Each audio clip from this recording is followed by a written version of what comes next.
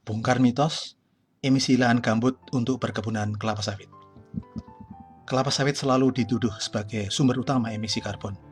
Apakah itu kebenaran atau mitos? Penelitian baru tentang emisi perkebunan kelapa sawit pada lahan gambut menghasilkan temuan yang sangat berbeda.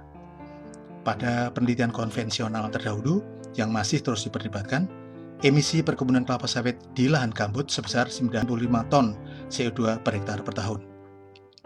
Dan kontribusi dekomposisi gambut terhadap penurunan permukaan gambut sebesar 92%. Kita ketahui bahwa emisi pada lahan gambut terdiri dari dua sumber utama, yaitu pertama, respirasi akar, dan kedua, dekomposisi gambut. Proses dekomposisi bahan organik akan melepaskan CO2 ke udara, yang kemudian menyebabkan penurunan muka gambut. Emisi melepaskan CO2, dan sebaliknya fotosintesis menyerap CO2 dan menghasilkan O2. Bulunggono dan kawan-kawan melakukan review terhadap beberapa penelitian emisi karbon pada lahan gambut yang menggunakan tower setinggi 19 meter dengan gas analyzer.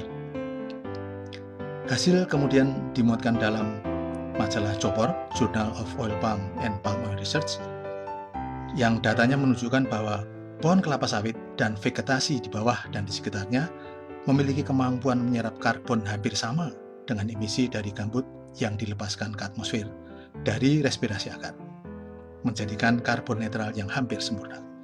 Temuan konvensional menyatakan bahwa perkebunan kelapa sawit dari gambut yang dikeringkan menghasilkan emisi 95 ton CO2 per hektar per tahun. Namun studi terbaru Bulunggono menunjukkan hasil yang lebih rendah, yaitu antara 20-30 ton CO2 per hektar per tahun saja. Sebagai kesimpulan, yang pertama, kontribusi emisi gambut terhadap penurunan gambut hanya 43,2%. Emisi CO2 dari respirasi akar pada tanah gambut sebesar 43,8 ton CO2 per hektar per tahun, namun 98%-nya diserap oleh kelapa sawit dan vegetasi di sekitarnya. Kesimpulan yang ketiga, total emisi dari permukaan gambut tidak tepat jika digunakan untuk menentukan faktor emisi. Dan yang terakhir, dari penelitian yang menggunakan metode chamber, subsidence, dan eco-variance ini, dapat disimpulkan bahwa emisi CO2 yang diukur di atas kanopi dan dari dekomposisi gambut merupakan cara terbaik untuk mengukur emisi gambut yang dikeringkan untuk perkebunan kelapa sawit dengan nilai 20-30 ton CO2 per hektar per tahun. Demikian, terima kasih.